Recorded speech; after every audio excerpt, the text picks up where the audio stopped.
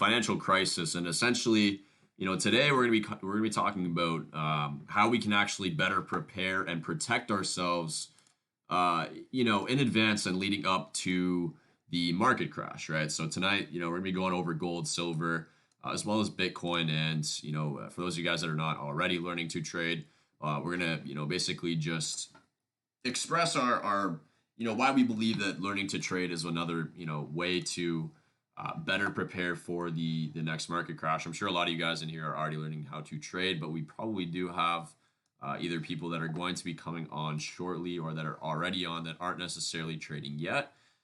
So we're going to go over a few different things on tonight's call.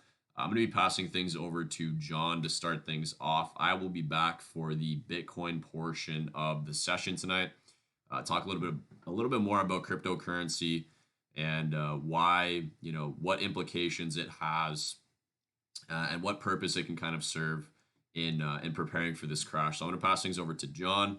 Make sure you guys have your notebooks ready, because this, of all sessions that we've done so far to do with the next financial crisis, is probably one of the most important ones, right? We've explained the why it's going to happen and why we anticipate it to be happening shortly here. And now it's actually getting into the real sauce, which is how we can prepare to not only survive the crisis, but actually come out on top and profiting from the next financial crisis. So that being said, I'm going to pass things over to you, John. It's all you, bro. Take it away, and I'll be back very, very soon. All right, thanks, Don. So for those of you who tuned in yesterday, we were on for about 2 hours, going over these red boxes on the screen and the green boxes in the center here. It took about 2 hours to get through that whole portion yesterday. In the future, I think we are going to do sort of one color coded group at a time and kind of dive in, do a more detailed analysis on each of these boxes, if one at a time, or maybe two or three boxes at a time, and go more in depth. That way we're not rushing, we're not skipping over some little details, and it doesn't run on and on and on. This whole presentation could take easily 4 to 5 hours if I were to go in detail on every single box. Tonight's focus, though, is going to be these orange color boxes here. How do I prepare right now? What can I do right now to make sure I'm in a position where I can profit on this wealth transfer?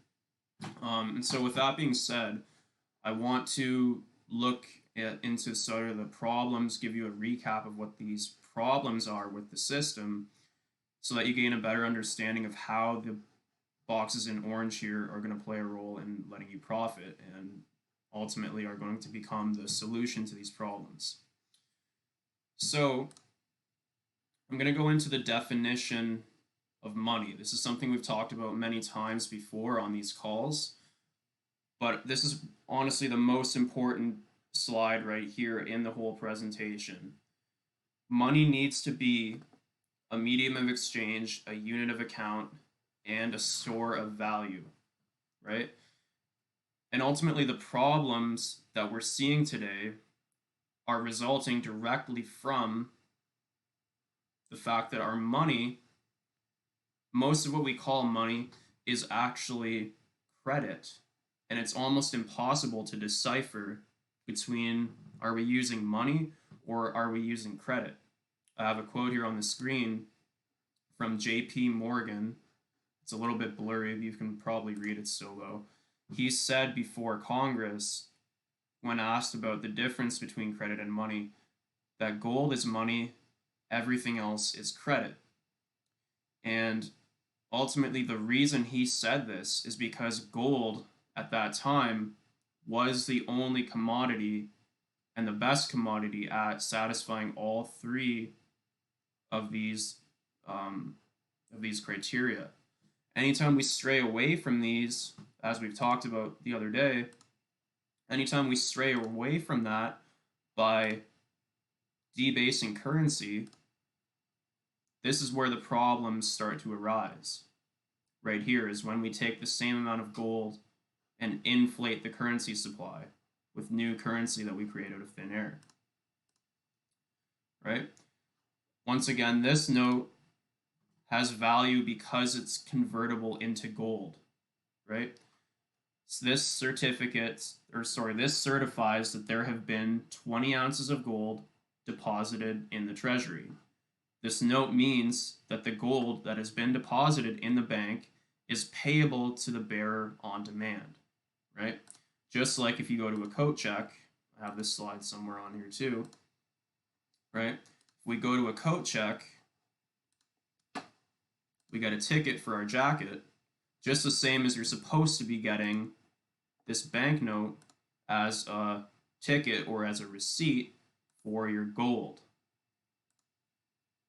So, knowing that gold is the best form of money, and that every single time an empire has strayed away from using gold, it's resulted in catastrophic failure. One of, if not the answer to solving these problems is for this pendulum swing to swing back from us having a large quantity of printed currency back to quality money, money that actually is a store of value and does not lose its value over time, right? We've talked about how the gold standard used to be in effect in America. It started to become debased, right? Where $20 of gold could create $50 in notes back in the 1920s and 30s.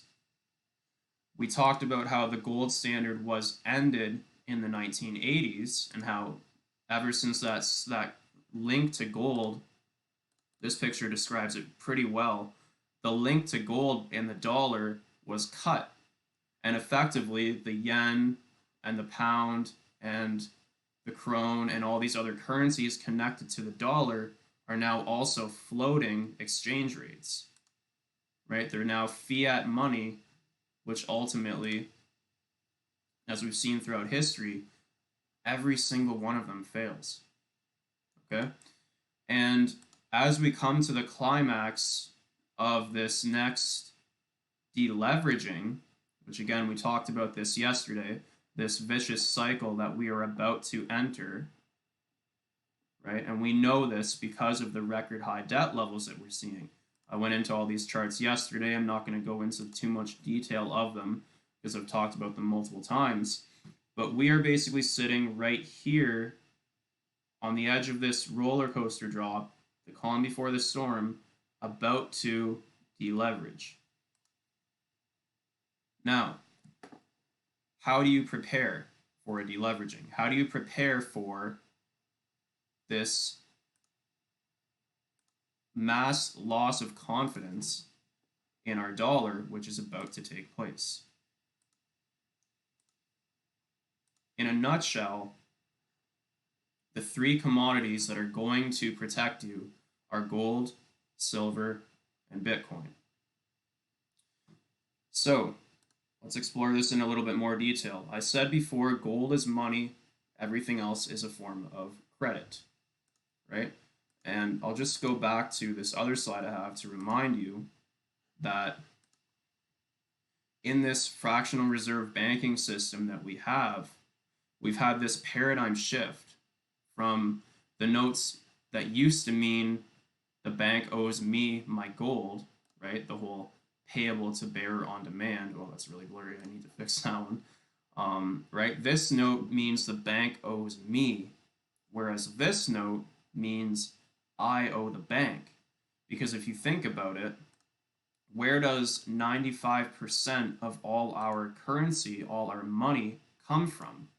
Well, oh, sorry, not that slide. 95% of all our money is being created down here, right? We talked about where base money comes from in this Federal Reserve system, but the majority, the 95% of all our currency has been created at the banks through loans, through bank loans. And so with that in mind, that is why he says everything else is credit. Because these banknotes that we're using, ultimately 95% have come from people borrowing money from the bank instead of these notes that are supposed to be the bank taking your gold and storing it for you, and they owe you your gold back, just like a coat check would owe you your jacket back. Okay? So I said before, we are going to probably return to a gold standard. The question that a lot of people have is, what is the true price of gold when this adjustment takes place? So, gold and silver I have at the top always account for an expansion of the fiat currency supply.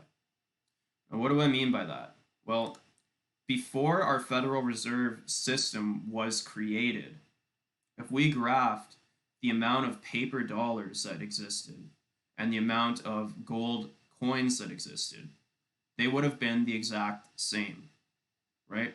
Every ounce of gold, or sorry, every dollar was exchangeable into an ounce of gold, right? This certifies that there has been an ounce of gold deposited in the treasury. That's where the dollars are coming from. So at this point in history, every single dollar has an ounce of gold to go along with it. They're the exact same number until we get to this point right here in 1913 and the Federal Reserve is created. Now, the amount of paper dollars, the green line, expands above the amount of actual gold that we have. So we have more dollars than we have gold. But then what happened is, during the Great Depression, when everyone is panicking, people start to go and try to get their gold back. Okay? And what happens is, the amount of gold is not the same as the amount of dollars. So everyone who holds one of these dollars can't all go and get their gold back. So what happened was, President Roosevelt actually was forced to make ownership of gold illegal in the United States. Not a lot of people realize this or know this, but back in 1933, because so many people were demanding their gold back during this panic, and they didn't have enough gold at the Treasury, he was forced to make the ownership of gold illegal. And so what happens after this run on gold is we kind of come back to, these lines are converging here, where the amount of dollars comes close to, if not equal to, the amount of gold that we have. And then after World War II, again, with deficit spending, we start printing more dollars than there are gold ounces. Okay? So we start coming up here again.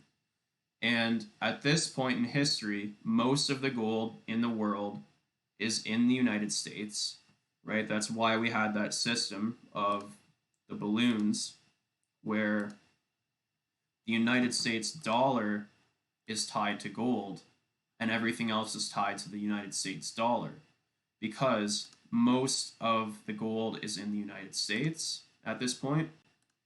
And so for these other countries to have a gold standard, it's impossible because they don't have enough gold for every single ounce of gold to equal one of their yen or one of their pounds. So that what they were forced to do was have the US on this gold standard, and everything else had some kind of exchange rate where it was some level of US dollars. Okay?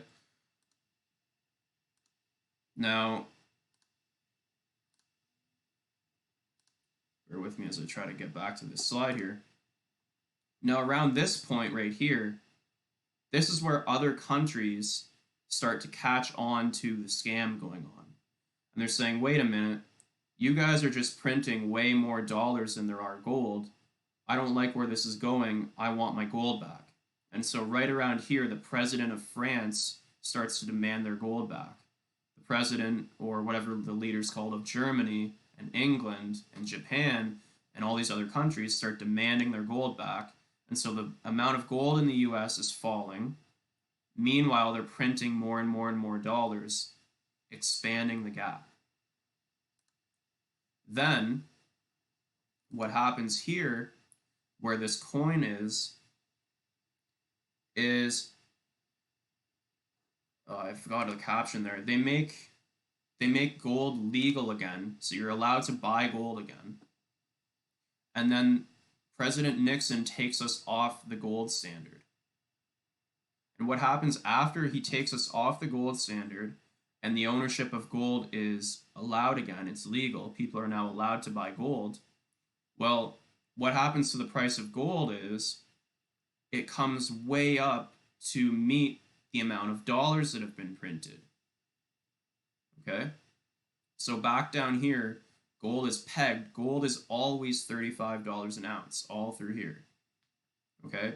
But then as they start printing more and more and more dollars, now the total amount of gold to dollars, it's not a ratio of 1 to 35 anymore. It's 1 to 50 or 1 to 100 or 1 to 1,000 even, right? So there are more dollars, the same amount of gold. And so the price of gold needs to come up higher to adjust for that and to account for that. These lines, this yellow line and the green line want to be meeting. They want to be the same if we were on a gold standard, right? And we know that by breaking the gold standard, we're literally breaking one of the rules of what money has to be. So naturally, it wants to come back to that level, okay? And this is the price adjustment that took place in the 1980s. We saw gold spike up in demand, doing an accounting for the amount of extra dollars all throughout this period that have been printed in the same proportion of gold. Okay? If that same price adjustment that took place in the 1980s were to take place today, it would put the price of gold way up here. Because as we saw in 1980, it didn't just come up to the line, it went over the line and then corrected. If that same adjustment were to happen, the amount of dollars, as we know, have been printed in enormous quantity of, like in the trillions, we're up to around $3.2 trillion, almost $4 trillion that exist, right? This blue line represents the amount of credit that exists, even more than the dollars. And we know that historically, it should be $1 for every ounce of gold. So therefore, if we have the same amount of gold and we have trillions more dollars, the price of gold, for it to do that same adjustment that it did back in the 80s, would put its value way up there. In other words, between $15,000 and $20,000 per ounce. Okay? So that's the one reason we know that gold is going to become very, very, very valuable in this next crash. Future. Oh yeah, in the chat. Best physical gold coins to buy. We're going to get into that in a moment here. I've got a website that I'm going to show you guys, and I'm going to also plug you guys into a group chat that I made on Telegram where we're going to be discussing things like this. Eventually, in the very, very near future, Don and I's one of our goals for 2020 is to do either monthly or even weekly or every 2 weeks, bi-weekly trips out to the United States to pick up physical gold and silver and bring it back to people who are interested in physically owning the gold and silver. So we'll talk about that a little bit later, though. We know from looking throughout history at all the empires that have existed in the past that a successful gold standard requires at least 40% backing. So what do I mean by that? For every dollar, there needs to be at least 40% of gold deposited in the bank. Okay, so in other words, if there are 40 ounces of gold, there should be $100 in the bank, but no more. Okay, and this graph here, this looks at the United States dollar as a percentage of, or sorry, we're looking at, let me rephrase that. The percent scale on the right hand side here is a percentage of the gold backed by the dollars.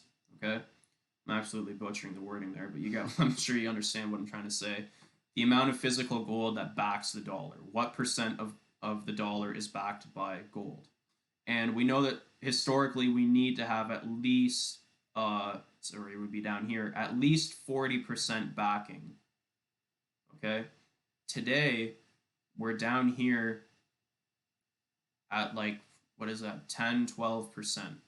Okay, in order for us to get up to a 40% backing, that's going to push the price of gold very, very high up, right? And another point that I want to make is that as the demand for gold is increasing, there is a high correlation between the time that you'll want the gold the most and the time that banks and gold exchanges are closed by government order, right? We talked about this earlier, that back in 1933, the president forbade the hoarding of gold coin, gold bullion, gold certificates, etc., because there was this run on gold. And it wasn't repealed until 1974. Again, if we go back to these charts, where is 1974 on this scale? Right around here, where this initial spike up in price. So as we're allowed to start owning gold again, the price of gold naturally starts coming up to adjust for the extra dollars that have been printed. And what's very interesting is if you look at the historical price of gold, I'll pull that up on TradingView in just a second, but the price of gold literally made this market structure. I'm going to pull it up on TradingView right now. It's the Wall Street cheat sheet. Yeah, the Wall Street cheat sheet, I think, is based on the price adjustment that gold did as well. Just bear with me here. I'm trying to get it to load.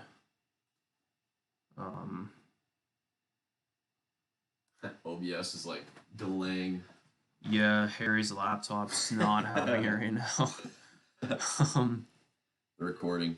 We just got it up on the other monitor. We'll drag it over in a second here. So yeah, just hide the. I'm just gonna go over to the monthly chart and zoom out a bunch. Yeah, beautiful. Okay, so I'm gonna click the eye too. Drag it over. Yeah. All right. So on the screen, you're about to see the price of gold historically. The lag. Oh my god. You can stop the OBS recording if you want. No, that's all good. Some people will probably ask for it. So what I've got on the screen, again, it only goes back so far because of that law that was passed. But you can see, where are we here? 1974. 1974, around here, right? Right after they allow the sale or the ownership of gold, we enter this market structure, which looks exactly like the structure of a speculative bubble. Okay, so you notice this new paradigm, bull trap, return to normal, this area of the chart here. What happened to, where did it go? Yeah, just a minute. Yeah, there you go. Where'd it go? To the right. That one. Yeah, you're good. Oh, okay, there we are. Notice how it does that same, if I were to zoom in there, that same sort of structure where it broke a little bit higher than it was supposed to and then comes down to adjust, right?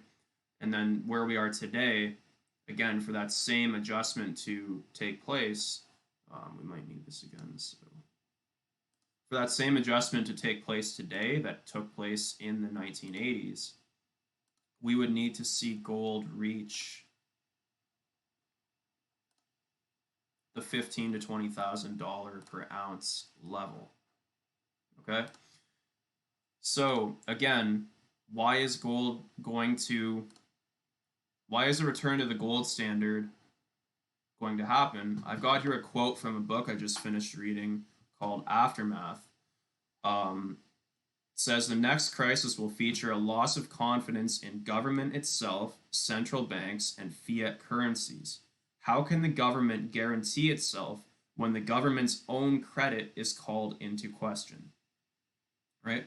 And what we're talking about here, right? I'm sure a lot of you are starting to connect some dots there based on what we've talked about in the past. But what we're talking about here are these bonds in this Federal Reserve System, which are sort of guaranteeing the debt of the country, right? If I pull up the debt clock, how is it that we're able to go $23 trillion into debt, right? The reason for that is because we're not using money, we're using credit. And recall how credit is created. Any two people can create credit. It's created when borrowers promise to pay and lenders believe them. Okay? Credit, I put at the bottom here, it only can function as a medium of exchange if the other parties believe in the promise. And so, like James Rickards said in that quote, when people stop believing that this promise is going to be kept, what ultimately ends up happening is the currency fails. We have this lack of confidence across the whole country, across the whole world, and ultimately the fiat currencies always fail due to this lack of confidence. What happens when the fiat currencies fail historically is every single time we swing over here on the pendulum, debasing the currency, we're going to need to swing back, right? As I said, we require from studying history, at least 40% backing. We're only down here at about 10 to 12%. And so the price adjustment that is going to occur is going to make gold a much, much, much more valuable commodity. One other sort of paradigm shift that I've had recently is a lot of people think of gold as a tradable commodity, sort of the way you would think of the price of steel or the price of copper or the price of platinum. How many dollars per ounce is it, right? You're thinking of it as a commodity. What I want you to start thinking is I want you to flip it around where the way you're measuring it, how valuable it is, you're measuring in dollars, right? You're thinking of the dollar as the money and you're thinking of the gold as the commodity, how much value is the commodity. But in reality, it's the other way around. That's the paradigm shift that I've had. Is it's actually the other way around. The gold is the actual money, and the dollar is a measure of how debased it is, right? A measure of, if we go back here, I think it's this slide, a measure of how debased it has become, right? Or another way of looking at this is the chart I have for the Roman Empire, how much silver content is actually in the coins. And we see as we get down to this level of below 10% silver, this is where the Roman Empire failed, okay? People attribute this to many, many different factors, but I think it's very interesting that some of you may know this already from history class. The Roman Empire was split where the Western Roman Empire failed, the Eastern Roman Empire survived, and they kept on thriving, and they were renamed the Byzantine Empire, right? Because they weren't located near Rome anymore. Why were they able to keep thriving for centuries after the decline of the Roman Empire? Well, the answer is they had quality money rather than quantity currency, right? So as we've debased the dollar, swung over to quantity currency, we're eventually going to need to return to a gold standard. I have this chart as well. There's only 1/3 of an ounce of gold for every living person on the planet, and about 1/14 of an ounce of silver for every living person on the planet, right?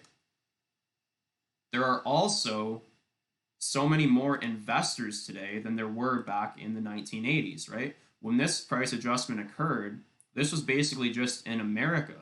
We now have investors that are able to trade things all over the world, right? Think about that. There are like 10 times the people, 10 times the number of investments, and like a trillion times the amount of money. We had a couple of comments, I think, in the chat here. Almost the same. I'm not sure what you mean, almost the same.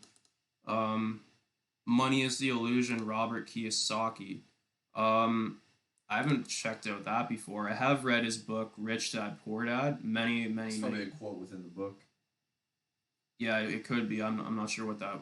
Robert Kiyosaki is a very smart man, though. I've put some of his advice in these purple boxes here. You know, it's sort of the difference between an asset and a liability, which a lot of people fail to understand. So should I set up my trading account to earn Bitcoin versus a fiat currency? I can explain that. I can break that down. Yeah, Don is I'm about to pass the floor over to Donovan so that he can talk about Bitcoin. It's a quote within the book. Okay, cool. Money is the illusion. Yeah, definitely. I was saying the two charts were the same as you said. Oh yeah, this everything bubble chart, I think is what you mean, right? The this market structure right here. Or no, you probably mean the silver debasement one, right? One of the few. I don't know which one you mean. So many charts. There's like literally. Take this in for those of you guys that are on the Zoom call for the first time. If you guys weren't on the call yesterday, you know the amount of time and effort that's been put into researching the things that we cover in the Zoom calls, whether it's with regards to smart money concepts or the whole financial crisis and how we can better prepare for it.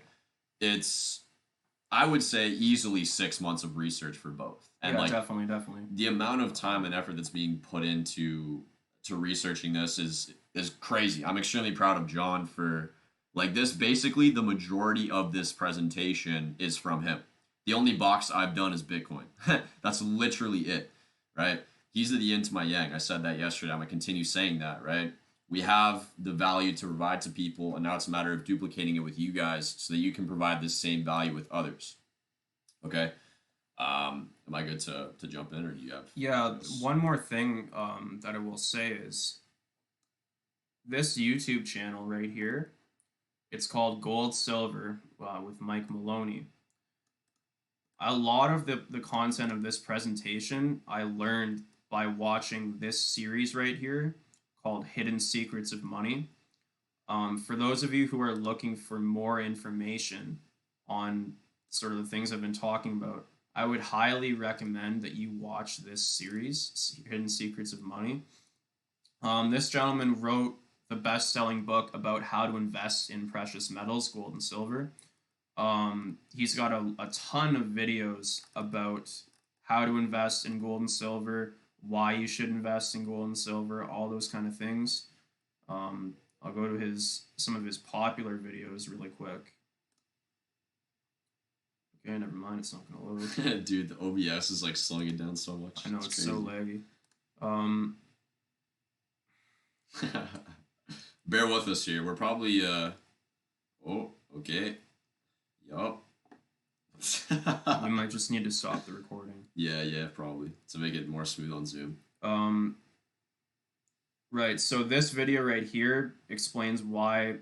Like, I pretty much tried to sum it up in about 10 minutes, what he said in an hour and a half. But all those charts I was showing about the timeline and why gold should really be valued close to $20,000. A lot of videos on here about gold and silver, why invest in gold and silver, how do I store gold and silver, when do I buy my gold and silver, how we're in an everything bubble. Again, I would highly recommend this channel. I will also go ahead and pull up his website. I was mentioning earlier that we are going to try to actually invest in physical gold and silver. We are going to. This is his website as soon as it wants to load, called goldsilver.com. They do gold and silver wholesale shipping. He's the largest wholesale shipper of gold and silver. And he price matches too, like He Walmart. price matches like Walmart. And notice right here, free US shipping of orders of $4.99 or more. So, like I said, what we are trying to do, what we are going to do is once a month or a couple times a month, go over to the US, buy at least $500 worth of either silver or gold. You can see silver is extremely undervalued right now, as low as 18 US dollars per ounce of silver. Gold, obviously, more expensive for gold bars. I mean, $15,000 for a gold bar. The actual coins are about 1,500 each. They also have quarter ounce coins, tenth of an ounce coins of gold. Um, I would recommend probably the smaller denominations as they are, again, going back to the definition of money. Um, what's better of a unit of account? What's better as a medium of exchange? An entire big ass brick or a small coin that you can split up the cost of things and more easily measure the value, right? So, why have we been signed out? No, it's all good. It's still recording. You're good. Oh, okay. Um, a couple people in the chat here. So knowledge. Mike Maloney's his name. Yes, please drop link. Okay. Yeah, we can definitely drop a link. You know what? I'll do you one better actually. I won't just drop the link to Mike Maloney's channel. I am going to give you this link right here. This is a link to all the research that I've done, a link to all the books that I'm reading and all the YouTube videos where I got this data from. As soon as this loads, I'm going to share the link to this additional resources page. It's got the link to the Zoom chat on it. We got an anonymous skunk on there. So, oh, there it is. Copy link. I will drop this link in the chat. We also have a Telegram group, brand new Telegram group that we've just started, called Next Financial Crisis, a guide to the deleveraging. So I'll drop the link to this. If you want to stay in the loop with updates, we're going to get this up and running within the next week. We're probably going to have some sort of a spreadsheet or a survey or something along those lines for people that are interested in physical gold ownership, for people that are interested in investing and holding the actual physical gold and silver. We will be going and making either monthly or bi-weekly trips to pick it up and bring it back. For those that are Canadian and living in like the GTA, for those who live Toronto around area. here anyway, because you do have to pay like $150 shipping charges to ship it to Canada.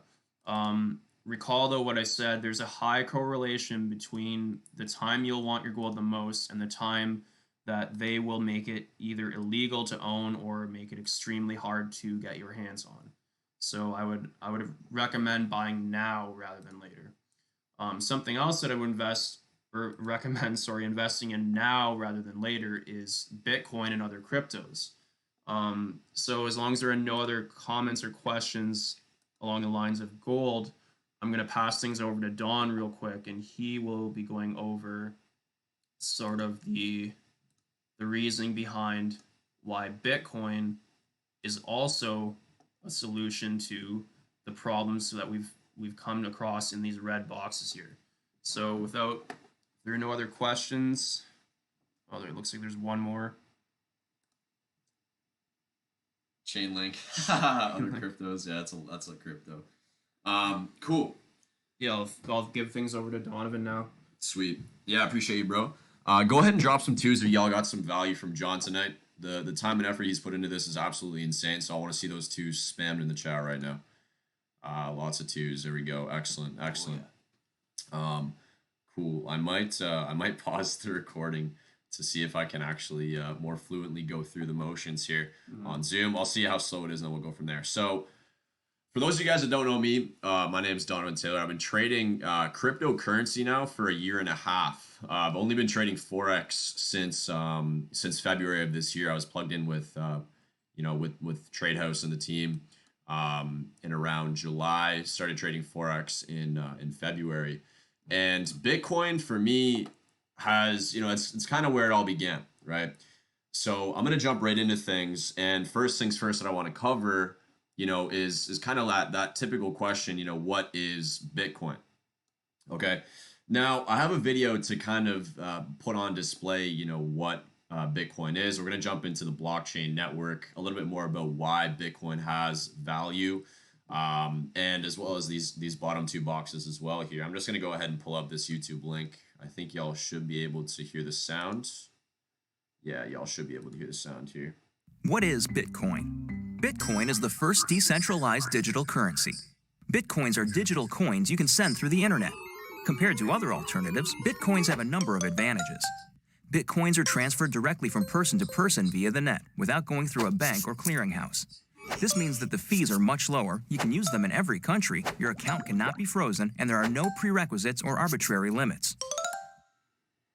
Let's look at how it works.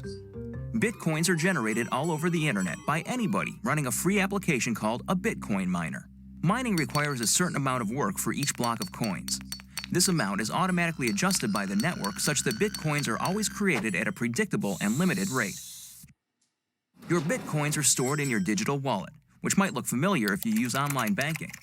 When you transfer Bitcoins, an electronic signature is added. After a few minutes, the transaction is verified by a miner and permanently and anonymously stored in the network. The Bitcoin software is completely open source and anybody can review the code. Bitcoin is changing finance the same way the web changed publishing. When everyone has access to a global market, great ideas flourish. Let's look at some examples of how Bitcoins are already used today.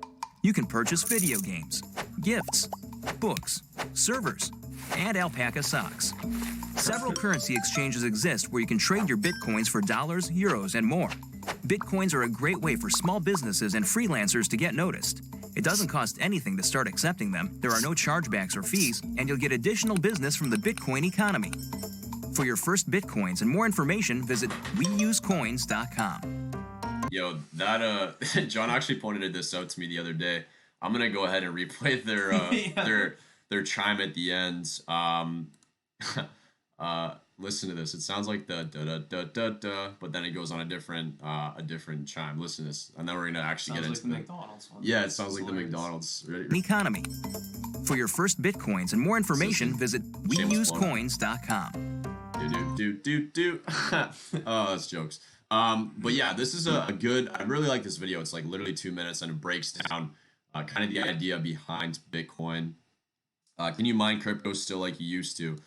I was never a Bitcoin miner. I've only ever personally traded and invested into cryptocurrencies. I've never been a miner. So in terms of mining, that's not, something I'm so, not really up to speed on. From what I understand, basically, unless you have a warehouse full of computer servers, you're not going to be able to mine anything. Yeah, the mining right now is pretty extensive, yeah, unless you have a supercomputer, exactly like what Adrian said. You would have to have an extreme, I guess, graphics card and just power in your computer to actually be able to do so. But yeah, this video is a really cool kind of, breakdown of what Bitcoin is. I'm going to get into a little bit more about the blockchain network, because we can't really, before we can even get into the intrinsic value in detail, I want you guys to understand that Bitcoin in itself is not the real. It is beneficial, okay? Now I kind of want to compare this to the internet and email, okay?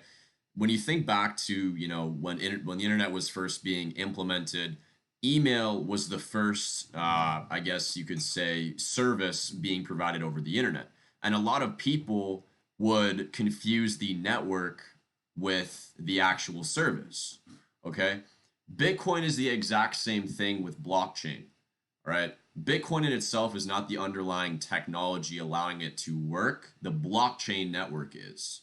And a lot of people, when you hear blockchain, immediately what they will think of is Bitcoin.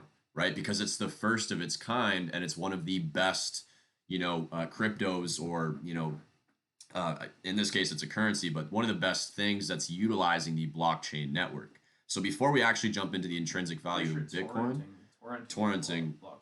exactly. It's Yep. basically decentralized. Like there's no physical location Yep. for the servers. It's all across the world and it cannot be shut down. Exactly. And that's what we're going to be showing here. I have another clip for the blockchain network as well here. So the blockchain network, we're going to get into some of the pros and cons of this. But real quick, I think this is another 2-minute video, just kind of breaking down the idea and better understanding what the blockchain network is. So I'm going to go ahead and click play on this one as well. Hopefully it loads up relatively quickly here.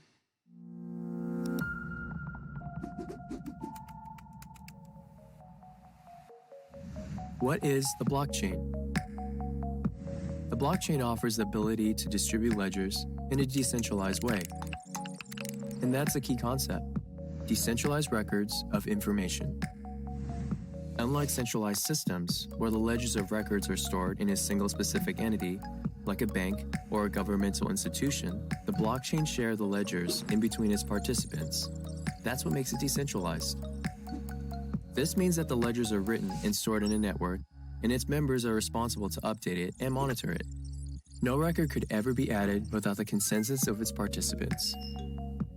Every block of records is constantly synchronized by the different members of the open network, creating multiple copies of the data through a shared record-keeping system, ensuring no one person or organization holds ownership of the data. So, a blockchain establishes an auditable and indisputable open record of information that is cheaper, faster, and more secure than any centralized system.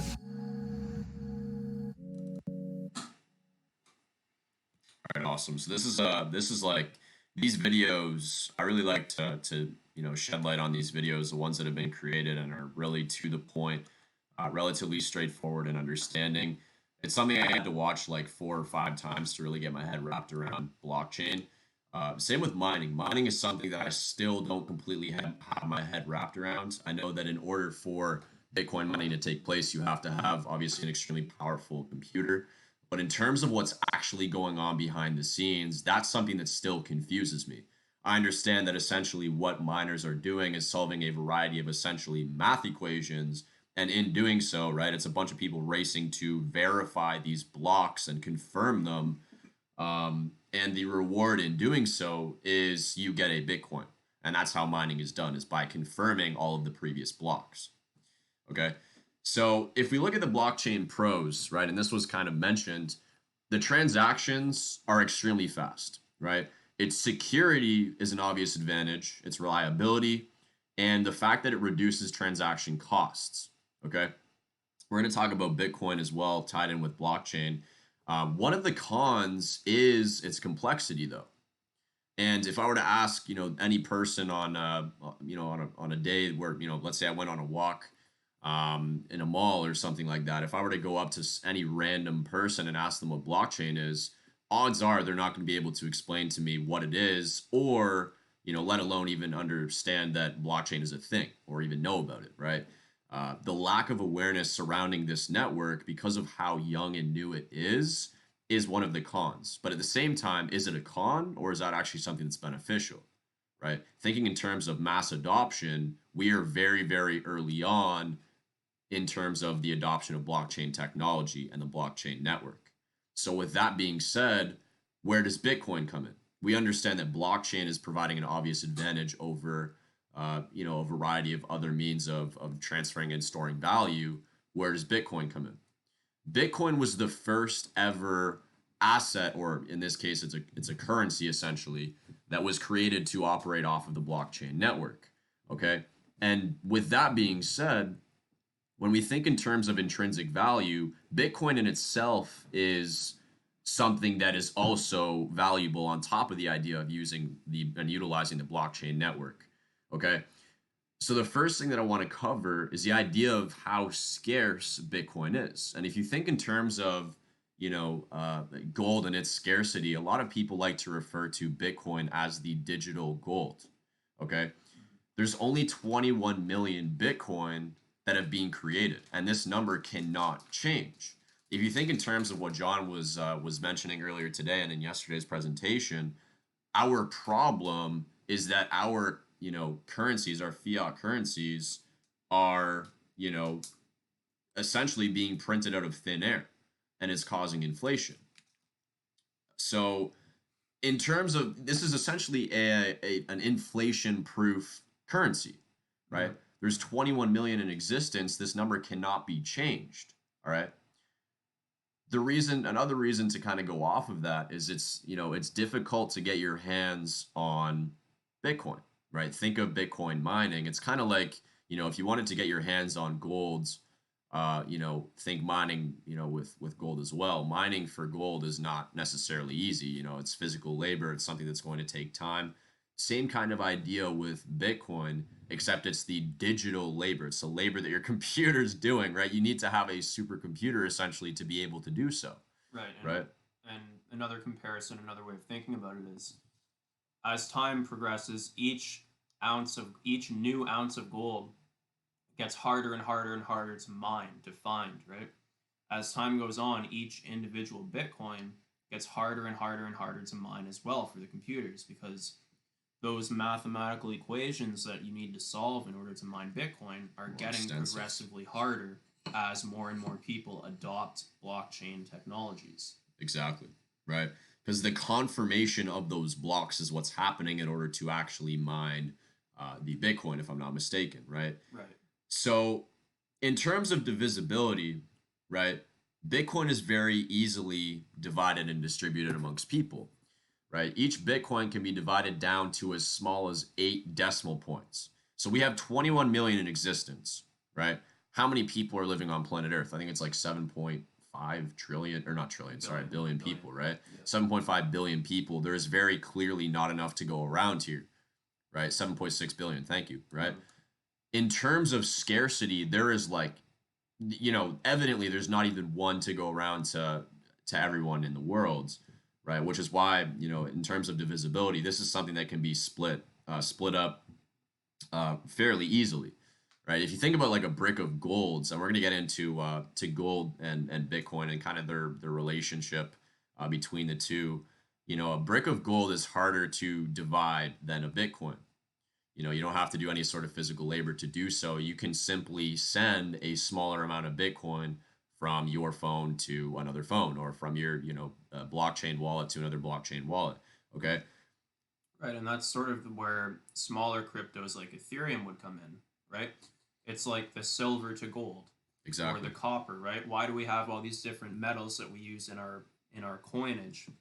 Right? The gold ones are worth the most, then the silver ones, and then the nickel, and then the copper pennies, right? Same thing with cryptocurrencies, is you have Bitcoin worth the most, and then maybe something like Ethereum could be like the nickel, if you will, to Bitcoin. Exactly. The thing is, it's very, very easily divided. Absolutely. And the same kind of idea goes with Ethereum as well. You can divide Ethereum up into similar quantities in terms of decimal points. I'm sure it goes to 8 decimal points as well as the same with Bitcoin, right? I think pretty much all cryptos, exactly. Like that. Another thing I just want to mention too is Bitcoin's creation. This was created in 2008 by Satoshi Nakamoto. And Satoshi Nakamoto is anonymous. We don't know who that is exactly, but it's kind of ironic how Bitcoin's creation was right during that housing market crash, right? The previous recession was when Bitcoin was created. Oh yeah, and there have been whistleblowers, some of the authors that I've been reading and some of the people on YouTube who I follow, where I'm getting this information from, have been predicting this deleveraging that we're about to experience to be happening for years, because they understand the fundamental problem that we have with fiat money and with credit-based, debt-based currency, right? And so Bitcoin was invented for this specific reason, to fix the problems that we have in those red boxes that you saw earlier. Exactly. We have a point in the chat. George, I'm going to get into some of the, you would have to be a bit more specific with me in terms of problems. in previous years. Let me know in the chat which problems you're actually referring to. I want to get into some more detail as to, or a little bit more detail for Bitcoin here. Bitcoin is completely decentralized. And essentially what that means, going back to the video, right?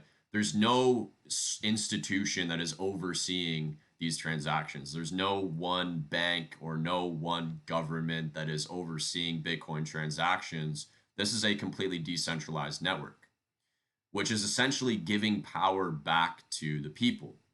Okay. You know, with this being said, let me just check the chat real Its quick. value starting to fall. Okay, so zoom back out again. Yep. To the everything bubble. Yep. So what happened there is this market structure here. When Bitcoin was Blew up. less understood, right? Notice on the run up, media attention, enthusiasm, greed, delusion, new paradigm. If you zoom out again, Don, and go into the past examples that I had there, right? We talked about this yesterday. Click on, yeah. This very, very, very similar market structure happened with Bitcoin, right? And again, it's sort of the paradigm shift that I was talking about earlier of the dollar illusion paradigm, right? So people, we're not necessarily using Bitcoin as money yet, right? But the reason that this speculative bubble formed, again, if we go back to the reasoning behind why a bubble forms, the reason we had that market structure, the first one, top left. A bubble is created when something is greatly inflated due to speculation. So what we had there were people, right? If you click on the red chart again, Don, people entering the Bitcoin market specifically for the point of flipping it.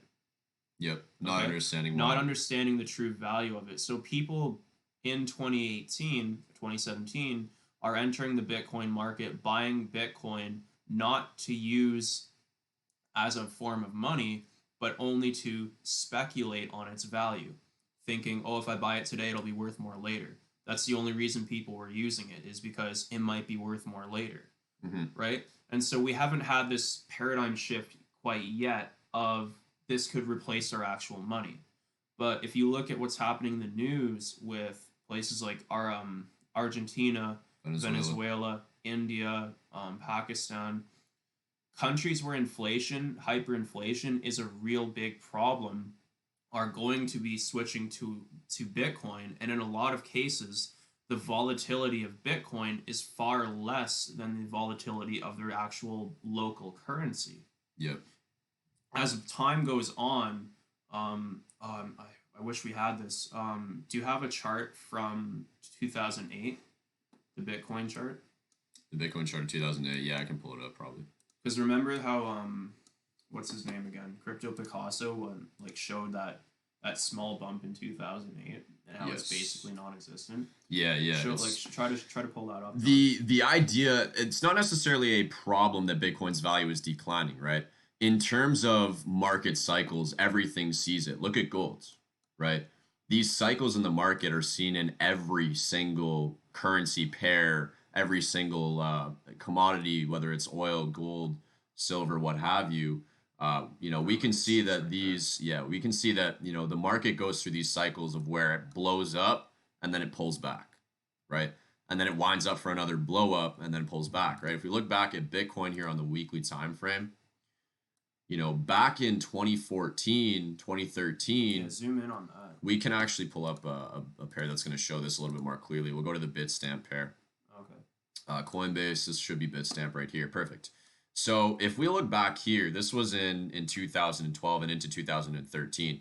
We can see that we had a huge run up on Bitcoin. Another speculative bubble. Bubble. Same market structure. And then the market came crashing down. As soon as the market came crashing down, everybody said Bitcoin was dying. Did it die? This was at $200, right? In terms of what's actually happening with these bubbles, this is very healthy price action, believe it or not. The speculation in itself is not necessarily healthy, okay? Because the value of Bitcoin is not actually $1,000 in 2013. That's people speculating, like John was saying. Right. Right. But if you look at where we are right now, look at the size of this run up. That's It a basically bump. doesn't exist anymore because at this point where we are today, so many more people are using it that it almost like cancels out that whole price action. It's almost non-existent, Exactly. right? And what we're projecting is for that to happen again. Like if we zoom out a whole lot on the chart, yeah, if we zoom out to what the value of Bitcoin would be if everyone started to adopt it, Oh, that would be millions, right? or not necessarily millions, but hundreds of thousands. It would put the value much higher, and this speculative bubble that we had in 2018 again would be a small bump in the road toward the true value of Bitcoin, right? You recall the price adjustment that I said is going to happen with gold. Well, a similar price adjustment is going to happen with Bitcoin, right? And we're going to get into that in a minute. The two sort of scenarios that we see playing out with the Bitcoin market. Yep. But anyway, Don, I'll let you. It's going to the moon. It's going to the moon. There's one of it, obviously, right now, you need to really understand, and this is the thing. A lot of people don't fully grasp the concept or understand what Bitcoin actually is. A lot of people see this as something that is going to die, something that doesn't have the potential to replace currency, what have you. And a lot of people thought that the internet was one of those fads that was going to die out too. Websites, Yeah. right? People Yeah. thought that was, the next big thing, whatever. It's going to die out though. It's just a trend, right? How wrong were they? It's just, and not to say that Bitcoin's going to take over, right? At this point in time, there's no telling whether this does become something that replaces our currency. Think in terms of risk to reward, though. Mm-hmm.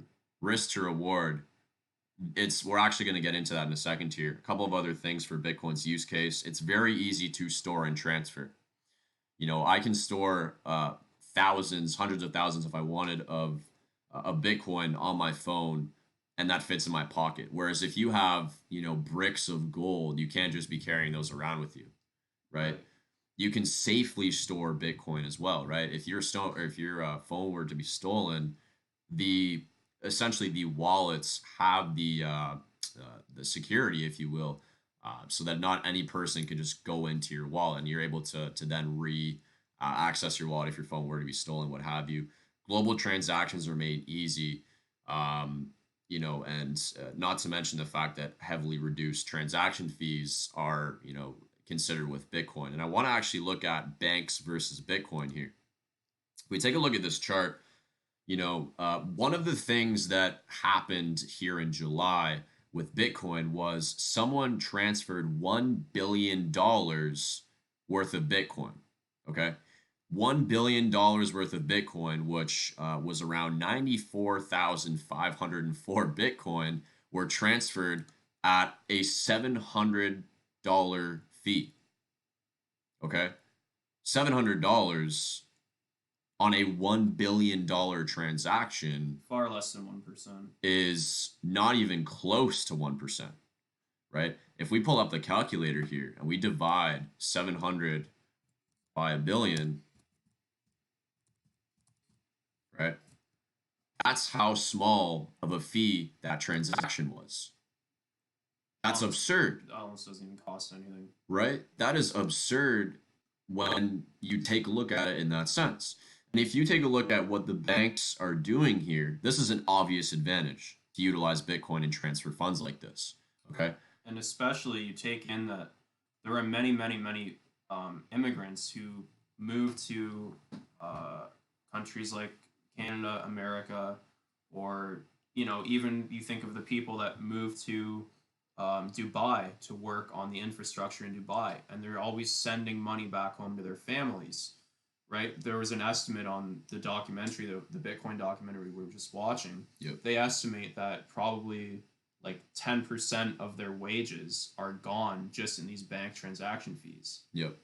And when you take a look at what we have on screen here, the hidden currency conversion fees when transferring $100,000 from Australia to the US, for example, depending on the bank that we have here, there's around $4,000 in hidden fees that are not stated, right? The lowest fee we have here is $3,000, close to just under $4,000.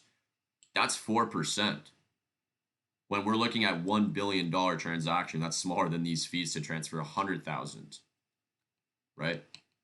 This is the perspective that we need to be taking into consideration. Whoops. When looking and talking, I don't know, that was cool. In terms of Bitcoin, right, and in the advantage that utilizing the blockchain network and transferring Bitcoin has. Now, I want to recall something that John spoke about at the beginning of this call, right? What are the three functions of money, right? It needs to be a medium of exchange, something that can be used to facilitate the sale, purchase, or trade of goods between two parties, right? From me to you, from you to the store, what have you. Bitcoin meets that.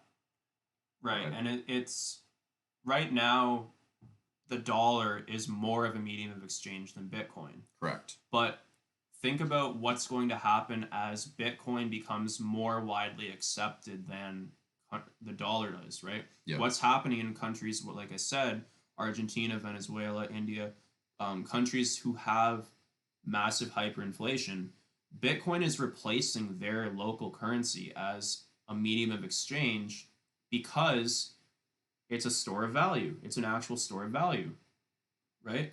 And what is going to happen to the price of Bitcoin as it takes over more and more and more of the global transactions? Yep. We have two scenarios that we think are going to play out Yeah. for Bitcoin. Unit of account, this is yeah, easy to measure. easy. Going back to what we were looking at in decimal store of points, value. right.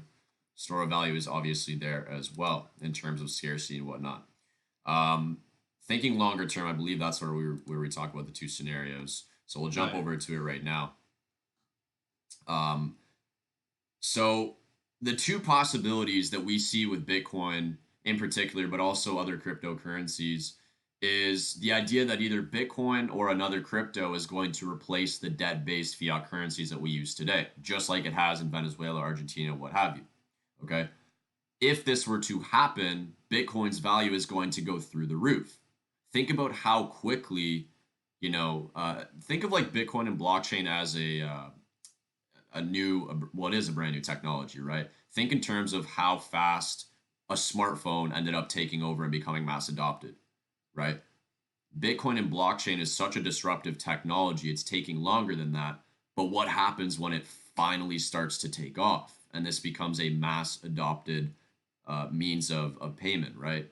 There was a quote, I don't remember the full quote, but it was saying like, oh, email's never going to take off, the postage industry. Yeah. Right? Uber's never going to take off, said the taxi industry. Right? Airbnb will never take off, said the hotel industry. And now the banking industry is trying to propagate, or whatever the word is, trying to get this misconception out that Bitcoin's not going to work. Well, as people lose faith in their local currencies, Bitcoin is replacing them on a large scale. I mean, we have Bitcoin ATMs in our city, KW, right now, right? In places like, I think out west in Alberta, They're they're allowing people to pay their taxes, their housing taxes, plane tickets. You're able in to Bitcoin. more It's and more becoming places. more and more and more adopted, and like we said, either it's going to become mass adopted, number one, or number two, if it doesn't become mass adopted, either way, people are going to rush into things like Bitcoin or Ethereum or other cryptos, Stellar, XLM, XRP, whatever, because they're rushing out of dollar-based assets and are going to rush into cryptocurrencies and inflate probably another Bitcoin bubble like we saw in 2018. Yep. And in either case, investing early right now, go back to the bubble chart, Don. The Oh yeah, I think I might have closed it out. no, I see. the red one, like the bubble. I'm gonna just go all the way back to the beginning. Okay. Everything bubble. What Yeah. is a bubble? So- right here. Look at what it says in the first column there. Smart money gets in early, right? You want to get in before the media attention and the enthusiasm and the greed and the delusion, and it becomes a new paradigm, right? Yep. Like we said, risk to reward. There's low risk, high reward on investing in cryptocurrencies right now. Yeah. And one more thing, Don, that I wanted to bring up is, can you drag that over? Yeah, this is huge. This is actually really huge. This is about a 15-minute video. I don't think, well, it's already been over an hour. I don't want to play the whole video. But basically, go drop the link in the chat for these guys. Sure. Go watch this video later tonight or later this week or whatever.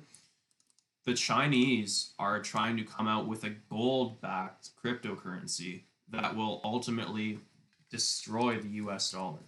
George, to answer your question, it's impossible to create any more Bitcoin. In terms of, that's a really good question, though.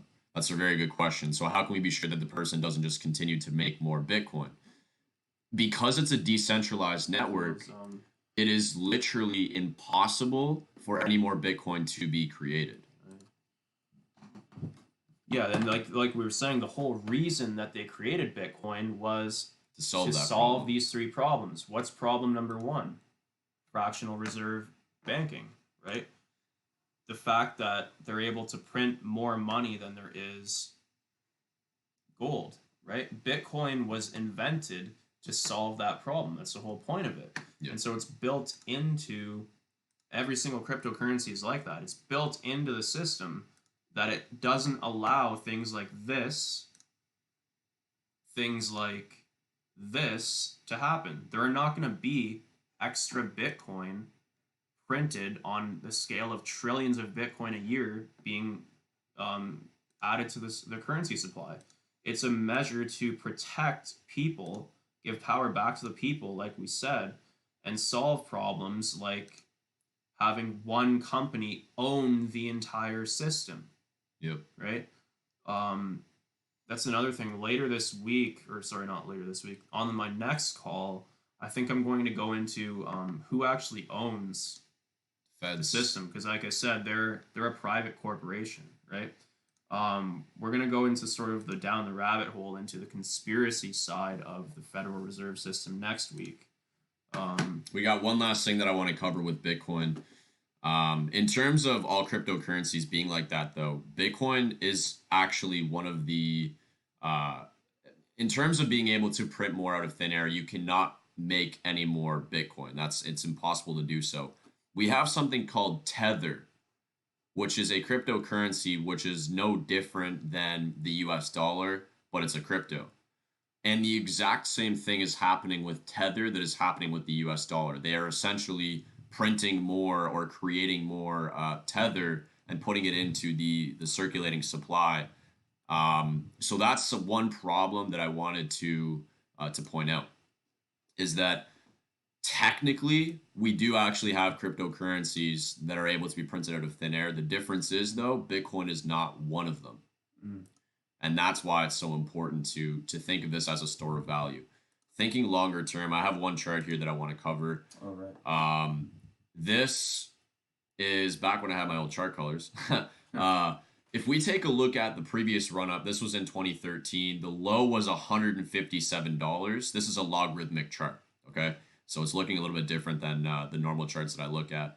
This thing blew up, a 12,000% return in the span of 1,071 days.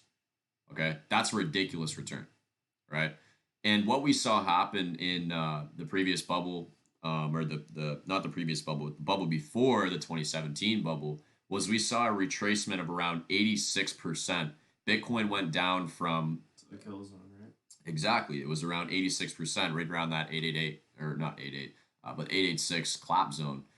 We saw this retrace and lose 86% of its value back to 157 before then blowing up.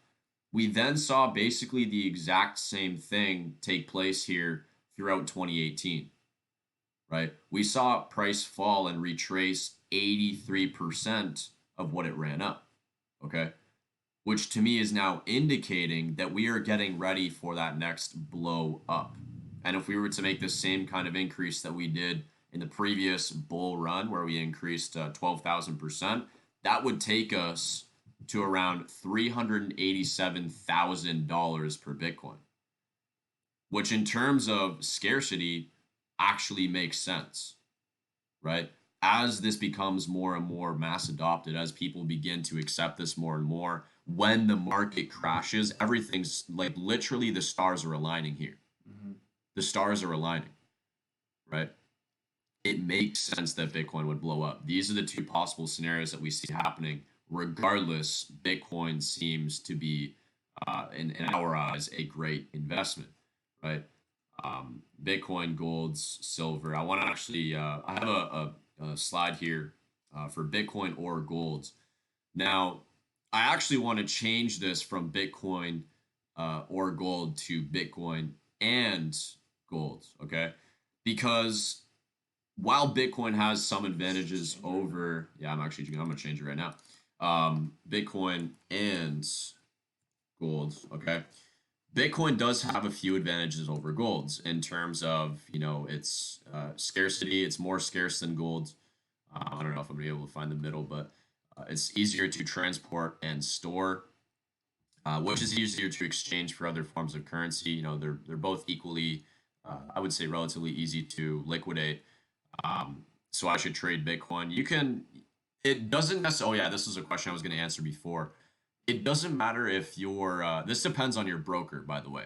Hugo's Way, for example, allows you to trade with Bitcoin as your currency on your MT4. It doesn't actually matter. For me, I trade with USD as the value on my MT4. And whenever I withdraw from Hugo's Way, I just withdraw in Bitcoin. And it converts those US dollars into Bitcoin, so it doesn't even necessarily matter. Obviously, this is completely up to you what you choose to trade in on MetaTrader 4 if you're margin trading these foreign exchange currency pairs and what have you. I personally still use USD. I've never actually even thought about using Bitcoin. I might give that a try just to see what it's all about. But that pretty well wraps up the Bitcoin portion of this presentation. Learning to trade. This is the last box that we're going to probably cover today. We'll get into the purple boxes probably sometime next week. Yeah. In terms of learning to trade, if you guys aren't already in Snipers Only, I know we have some people in here that aren't necessarily trading yet. Is there a link to the doc to go over the power? Oh, okay, so the Prezi. This Prezi, are we giving out this Prezi? No. We're not going to give out a link to the Prezi. I will give out a link to the document to all the videos that set up the Prezi, but I'm not going to actually give out the link to the Prezi itself. Yeah, the reasoning behind that is for distribution purposes. The links are essentially all you really need though in terms of looking into this more. Obviously, basically this Prezi is 6 months, dimmed down, or not dimmed down, but shortened into a presentation that can be done within, like John was saying before, 4.5 to 5 hours, which is why we are doing this over a period of time and not all at once. I'm going to paste this into the chat. This is giving the... I'll probably update this as well. This was sort of formatted toward the old Prezi that I had, but I'm going to sort of, if you zoom back out to the main page, Dylan, what I'm going to do is for each of the color-coded boxes, whatever box the information came from, I will make a separate sort of section on the document for the red boxes. Where did I get the information from? The green boxes, where did the information come from? And sort of break it down that way. But yeah, the last thing we want to say again is if you're not already in this Next Financial Crisis Telegram group, these are the two groups that Don and I run on Telegram. He's got the Snipers Only, absolutely amazing trades. I think I'm up about 30% this week on my trading account from Snipers Only trading. This is very important as well that you learn to trade now, because what happens when our economy crashes is, I'll go into this real quick. If you rely on your job as your main source of income, what's going to happen when the economy stabilizes again after the deleveraging? most of the jobs that we have right now that people are relying on as their only source of income probably aren't even going to be available in the new economy after the recession takes place. So it's very, very important that you learn now how to trade in these markets, in the foreign exchange market, in the cryptocurrency market, because no matter what the health of the economy is, you can make money on markets going up or on markets going down. And this is a skill that will pay you for the rest of your life, no matter what the health of the economy is. Yep, it's something that, and again, most of you guys already know the benefits of trading, being able to essentially trade 24 hours, 5 days a week from anywhere in the world as long as you have an internet connection. And the crypto markets are 24/7. 24/7. Bitcoin cryptocurrencies, you can trade around the clock. It doesn't even matter. So yeah, with that being said, hopefully y'all got some. Yeah, if there are any more questions for Don or I, drop them in the chat. Like I said, later this weekend, I will be reformatting the Google Doc so that it's easier to follow and it's more organized for you guys. But yeah, hopefully you guys got some value from tonight's call. One other thing that I will both say. Oh yeah, our IGs. Oh yeah, that's awesome. Instagrams. Yeah, thanks. Yusuf is getting shouted out. That's jokes. Yeah. In the future, we'll be coming out with some sort of a form or like a sign up for if you're interested in picking up actual physical coins of gold or silver. So stay tuned. Join those 2 Telegram groups. There's going to be lots of information in the next couple weeks on that topic and on the topic of trading, trade setups. We have these signals are absolutely free. Make sure you're taking advantage of them. Yep. This is John's Instagram, John.Nikos. Yeah, I'm sort of new to Instagram, but yeah, I can definitely blow up soon. I'll toss the Snipers Only Telegram into the Zoom chat real quick as well. Definitely stay connected with us, guys. I mean, the whole idea behind this is to bring awareness. 10 times my followers. Flex. Yeah, the whole idea behind this is to just bring awareness to the idea of the next financial crisis being the Snipers Only on a thing, right? And I'll have to pull up Telegram real quick. Yeah, these calls, obviously we are a part of IM as well, in terms of, where we are getting a lot of our sniper entries and learning how to trade in terms of that.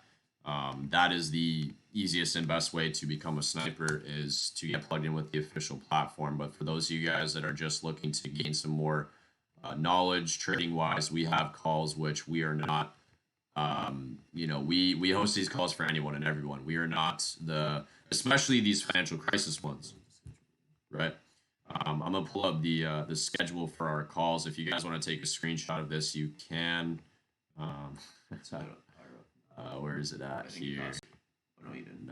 Yeah, perfect. So this is the schedule. I'm gonna download it and then go to my downloads folder and find it here. Okay, perfect. So I pull this picture up on the screen. Hopefully it loads here. Go ahead and take a screenshot of this. All right, this is our schedule as of right now for when we do these Zoom calls. We have 2 nights per week where we like to do these financial crisis calls, and everything else on here is to do with trading. So if you guys are getting value from the financial crisis calls and you are not plugging into the trading calls, check those out as well. Definitely make sure you're on the trading calls. Like I said, I personally made 30% profit in the last week from the signals that Don and Josh and Yusuf are sending out. So this is like I said, a skill that will pay you for life, regardless of whether there's a financial crisis or not. But yeah, make sure you're taking advantage of these calls, guys. Yeah, absolutely. With that being said, all these links that we do for these calls are sent to Snipers Only and the deleveraging group. So if y'all are plugged in with those, just keep notifications on and stay plugged in, guys. With that being said, feel free to hit up either of us on Instagram, on Telegram, whatever. If you guys are interested in doing one-to-one sessions, if you want to know how you can work more hands-on with Traders Paradise and the team, hit us up. I mean, we're here to work alongside you guys. The whole idea is to duplicate this information with you so that you can then duplicate it with other people. With that being said, guys, hopefully y'all have an amazing rest of your night. And we'll be back tomorrow at around 10 p.m. Eastern for Freestyle Friday. We'll be going over some charts, talking about some trading stuff. So stay tuned for that. And with that being said, guys, I will catch you guys very, very soon. All right, peace out. Yeah, thanks again, guys.